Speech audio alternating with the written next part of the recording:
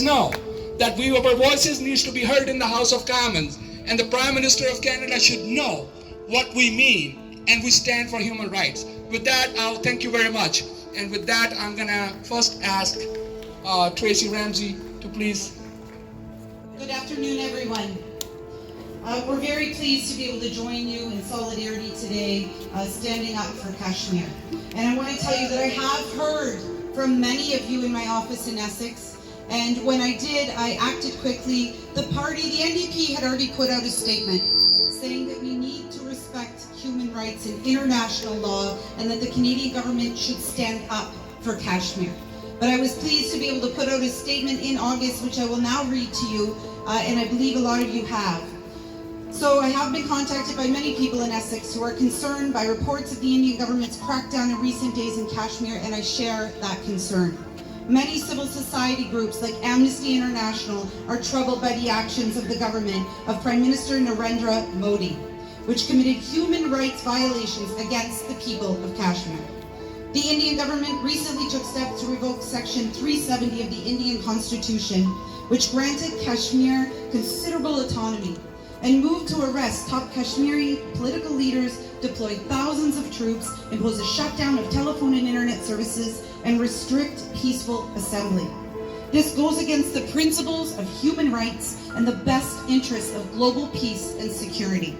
The Liberal government must find the courage to firmly communicate these human rights concerns to the Indian authorities. The minister must take a clear stand against any violation of international law committed by states. We must always, in Canada, have a foreign policy that is based on human rights and international law.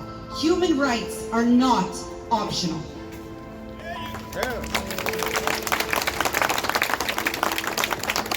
I'll introduce Brain Masse, Member of Parliament for Windsor West, to say a few words. Thank you very much, and thank you for the organizers for making sure that voices from Windsor-Essex County are being heard on this. We've always been to the forefront when it came to human rights, and that's what this is about here today. So you make me proud with the fact that you're taking to the streets to do what we can do. Some things we can't, but some things we can, and standing in solidarity for human rights is one of those things. New Democrats are deeply concerned by the Indian government's crackdown in Kashmir. The government of Prime Minister Modi revoked Section 370 of the Indian Constitution, which has been in place for 70 years, and acknowledged that Kashmir was a state which was granted its own constitution and considerable autonomy to make its own laws. This is a violation of India's long-held commitment to the special status of Kashmir and its people. It's an attempt to diminish and downgrade the reality that Kashmir is a unique land and culture whose future the United Nations has ruled must be decided by the people of Kashmir alone. The arrest of almost 1,000 top Kashmiri political leaders, the deployment of thousands of troops, the imposition of a shutdown of telephone and internet services, and the restriction of peaceful assembly are not the actions of a democratic society. Like Amnesty International, Human Rights Watch, the International Crisis Group, other civil society groups are concerned, Canadians across the country are concerned. We are troubled by such actions which provide fertile ground for more human rights abuses in a region where people of Kashmir regularly suffer abuses such as excessive force, arbitrary detention, and the lack of due process and communications blackouts. These abusive actions have been ongoing for more than 30 years, but this recent crackdown is unprecedented and extremely dangerous and needs to be ceased and desisted right now, not later. Yes. In recent days, even though foreign journalists are banned from Kashmir and Indian journalists have been severely restricted, stories from courageous local reporters have uncovered that people are not being able to get medical care, hospitals are not being able to function properly, peaceful protests are being put down by tear gas and shotguns. They have revealed the death of Kashmiris, including a 19-year-old teenager who was shot by Indian forces using pellet ammunition. The Office of the UN High Commissioner for Human Rights, a report issued in June this year, before this recent even crackdown took place, found that the Indian government uses excessive force, including pellet ammunition, which has caused large numbers of civilian deaths and injuries. As human rights groups around the world, including India, have demanded that the Indian government should release all political detainees, lift the communications blackout now, allow proper access for media and independent observers, end aggressive treatment of Kashmiris at checkpoints and operations, order security officials to respect human rights, and repeal abusive laws like the Public Safety Act and the Armed Forces Special Powers Act, which gives immunity to government forces from persecution for human rights violations. They shouldn't get a free pass for abusing families. I'll conclude with this.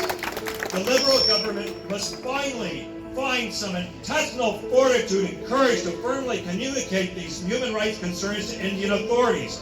We need leadership and a real diplomacy, not wardrobe and costume changes and trips. We must always have a foreign policy that's based on human rights and international law, not one that pays lip service to the rules-based international order without actually standing up for those rules of order. No more silence, no more excuses.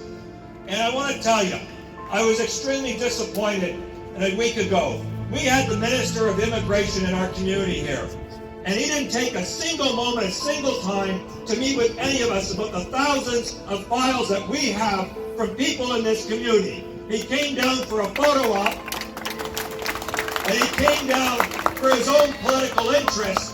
He didn't contact our offices. We would have taken him hand in glove right down there to fight for the people that we're trying to help that are in waiting lines to get services and protection, but he won't move as a minister. And I'll tell you, I was rather shocked to sit at the table with him and to see this rally being advertised, and he didn't even say a word about it when he had the floor in the actual stage.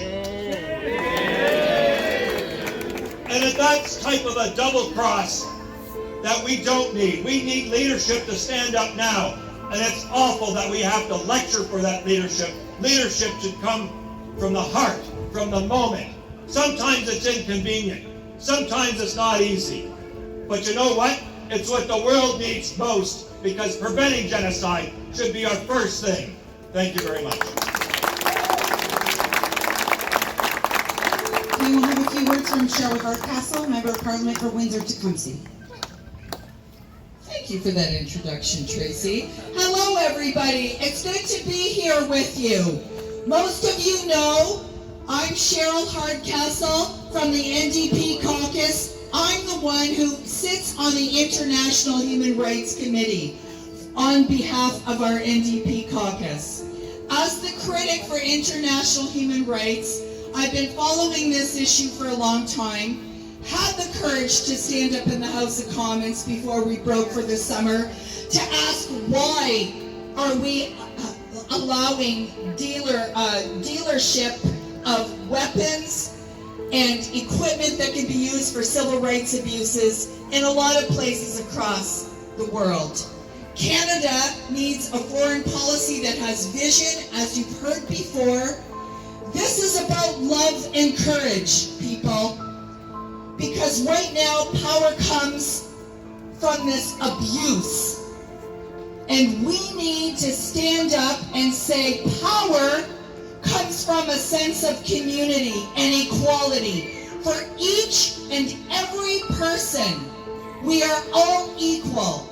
This is the expectation we have for Canada and our place in the world, that we stand up for that, that we reject a culture of impunity, that we work together in a world environment where each sovereign nation is proud to uphold equality. But when you hear about people talk about that in the past, oh, you know, we're soft as people who care about love, and we have the courage to talk about love and taking care of each other. We're soft. You gotta have big weapons to get stuff done. Well, I'm here with all of you as proof. It takes hearts and voices, and in a year where we have a federal election coming up, go ahead.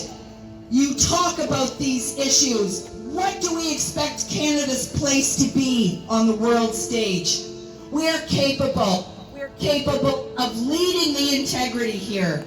So let's all not just be angry and use our anger in a negative way. Let's motivate this, because Canada is a star in the international scene. We should be using this.